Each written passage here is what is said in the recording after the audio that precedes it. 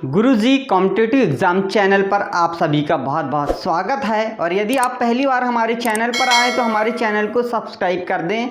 इस प्रकार जो नए नए तरीके से हम आपको समझाते हैं, कॉमर्स में कहें या हिंदी में कहें, तो वो सभी जानकारियाँ आपको यहाँ पे मिलती रहेगी और एक बार ही आप पढ़ेंगे तो आपको समझ में आ जाएगा। और आपके दोस्तों तक भी इन वीडियो को शेयर करें जिससे वो भी यहाँ पे फ़ायदा उठा सके।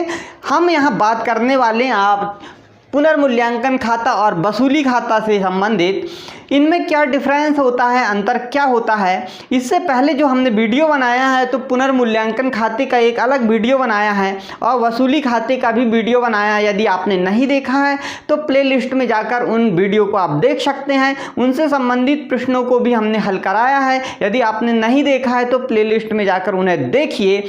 और आपको यदि मन में कोई विचार उत्पन्न होते हैं, कोई क्वेश्चन पूछना है, तो आप कॉमेंट बॉक्स में वो क्वेश्चन को लिख दीजिए। हम यहाँ बोर्ड पे आपके नाम सहित यहाँ पे समझा देंगे। तो ले चलते सीधे आपको पुनर्मूल्यांकन खाता क्या है। हमने इससे पहले के वीडियो में आपको समझाया था कि संपत्ति दायित्व के मूल्य में जो कमी वृद्धि होती है उसका मूल्य जांचने के लिए जो खाता तैयार किया जाता है उसे हम पुनर्मूल्यांकन खाता कहते हैं। और इस खाते में संपत्ति में और दायित्व में कमी वृद्धि का लेखा करते हैं संचय में, और इस प्रकार से यहाँ पर लाभ हम प्राप्त कर लेते हैं और वह साझेदारों के पूंजी खाते में चला जाता है। इसी प्रकार क्रेडिट और डेबिट पक्ष में जो कम ज़्यादा होता है अर्थात लाभ हानि के कारण मनाया जाता है, इसीलिए यह नाम मात्र का खाता कहलाता है पुनर्मूल्यांकन खाता। दूसरा हमने वसूली खाता की बात किए थे कि यहाँ पर पुस्तकीय मूल्य पर अर्थात जब फर्म का समापन होता है उस समय हम यहाँ पे वसूली खाता तैयार करते हैं। अर्थात जो संपत्तियाँ होती हैं उन्हें बेचना होता है, बेचकर पैसा बना लेते हैं, रोकड़ बना ली जाती है, बैंक में जमा कर दी जाती है। और संपत्ति और दायित्व जो हैं, दायित्व की बात करते हैं तो जो दायित्व होते हैं उनका भुगतान कर दिया जाता है। और इस लेखा जोखा करने के बाद में जो पैसा बचता है उसे हम साझेदारों के पूंजी खाते में हस्तांतरित कर देते हैं, अर्थात वह भी एक लाभ ही हमें मिलेगा या हानि हमें अंत में मिलेगी। इस प्रकार वसूली खाता भी एक नाम मात्र का खाता ही कहलाता है।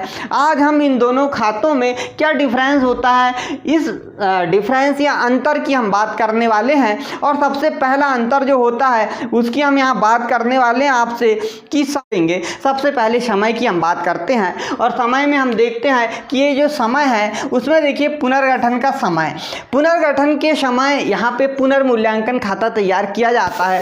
पुनर्मूल्यांकन कहने का अर्थ यह है कि जब पुनर्मूल्यांकन किया जाता है तो पुनर्मूल्यांकन कब किया जाता है, या तो साझेदार का प्रवेश होता है, या तो साझेदार का अवकाश होता है, या साझेदार की मृत्यु होती है, या साझेदार आपस में अपने लाभ हानि अनुपात को परिवर्तन करना चाहते हैं, या कोई जो हमारे प्रलेख है उस प्रलेख में कोई संशोधन करना चाहते, नियम कानून बदलना चाहते, उस समय पुनर्गठन किया जाता है।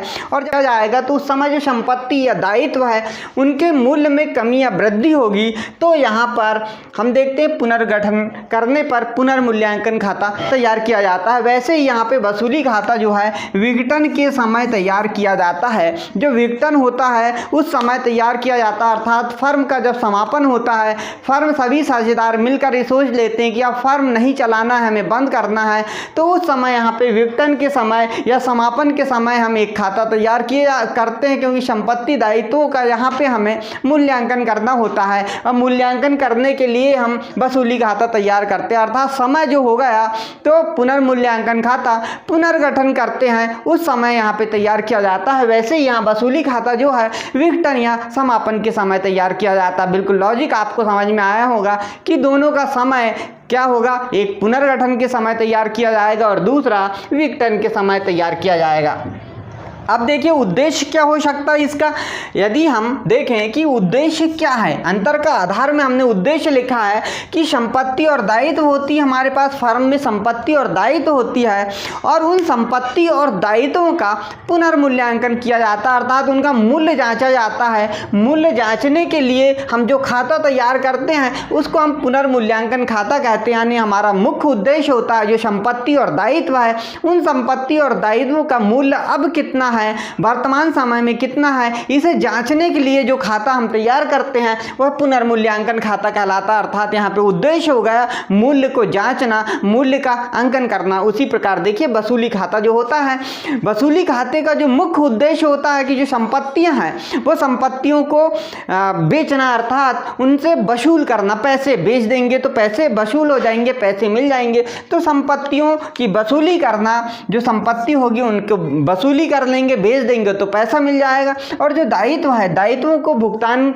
जो करेंगे, हमारे जो दायित्व अर्थात किसी से हमने पहले से ले चुके हैं, उन दायित्व हैं हमारे, उन दायित्वों को हमें भुगतान करना पड़ेगा, क्योंकि समापन हो रहा है। और समापन जब होगा तो जो संपत्तियां उन्हें बेच देंगे और दायित्व जो हैं उनका भुगतान कर देंगे, और जो पैसे बाद में बचेंगे उनका हम बंटवारा कर लेंगे। इसीलिए जो वसूली खाता है वह हम बनाने का मुख्य उद्देश्य है संपत्तियों की वसूली करना और दायित्वों का भुगतान करना मुख्य उद्देश्य हो जाता है।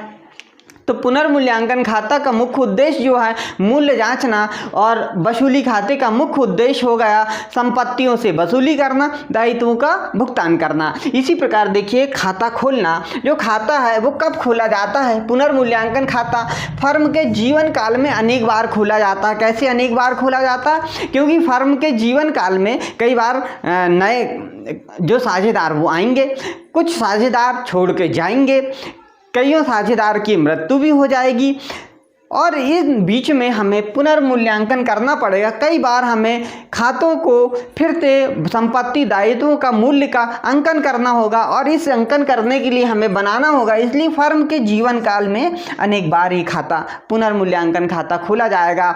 और वसूली खाते की यदि हम बात करते हैं तो वसूली खाता जो है फर्म के जीवन काल में सिर्फ एक बार खोला जाएगा, अर्थात जब सभी साझेदार ये सोच लेते हैं कि हमारे फर्म का समापन करना है, फर्म का विघटन करना है, तो फर्म का विघटन करने के लिए संपत्ति और दायित्वों का हमें संपत्तियों से वसूली करनी होगी और दायित्वों का भुगतान करना होगा। और इसके लिए हम फर्म के जीवन काल में अंतिम बार जो खाता खोलेंगे तो वह वसूली खाता ही खोला जाएगा, और यहाँ पे भुगतान ले लिया जाएगा, दे दिया जाएगा भुगतान, और वसूली कर ली जाएगी। अर्थात देखिए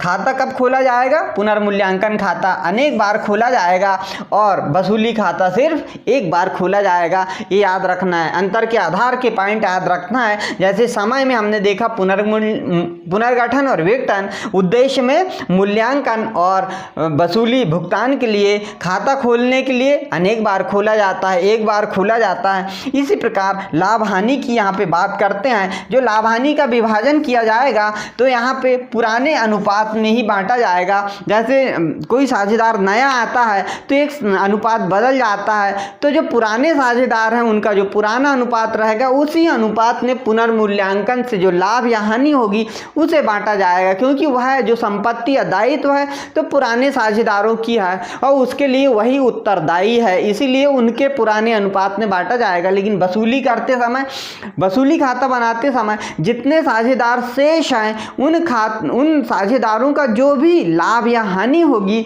उस लाभ हानि के अनुपात में यहाँ पे बंटवारा किया जाएगा। इसलिए लिखा कि सभी साझेदारों के उनके अनुपात में, जो वर्तमान में अनुपात उनका है वसूली करते समय अर्थात समापन करते समय, विघटन करते समय जो साझेदारों का अनुपात है उस अनुपात में ही यहाँ पे बंटवारा किया जाएगा।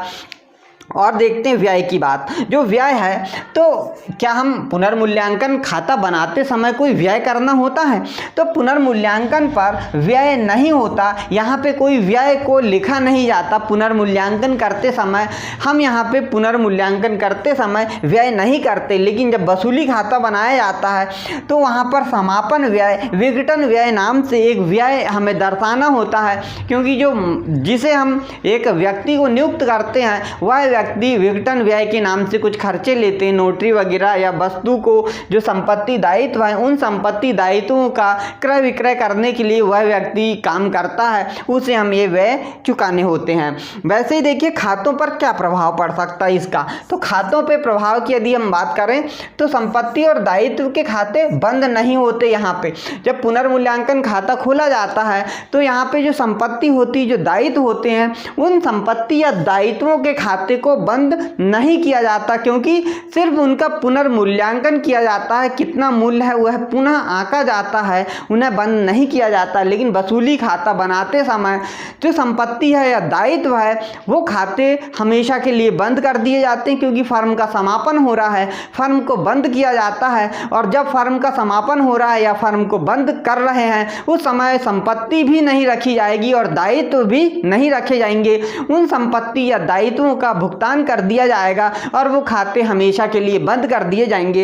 इसीलिए संपत्ति व दायित्वों के खाते बंद कर दिए जाते हैं। इस प्रकार जो कुछ पॉइंट हमने यहाँ पे सीखा, वसूली खाता और पुनर्मूल्यांकन खाते में मुख्य अंतर क्या है, तो मुख्य अंतर का हमने यहाँ पे आधार देखा। पहला समय, कि समय क्या होता, पुनर्गठन के समय बनाया जाता है और वसूली विघटन के समय बनाया जाता है। उद्देश्य की बात करें तो संपत्ति दायित्वों के मूल्य जांचने के लिए बनाया जाता है और संपत्ति की वसूली और दायित्वों के भुगतान के लिए बनाया जाता है। खाता खोलने की बात की जीवन काल में अनेक बार खोला जाता है और वसूली खाता सिर्फ एक बार खोला जाता है।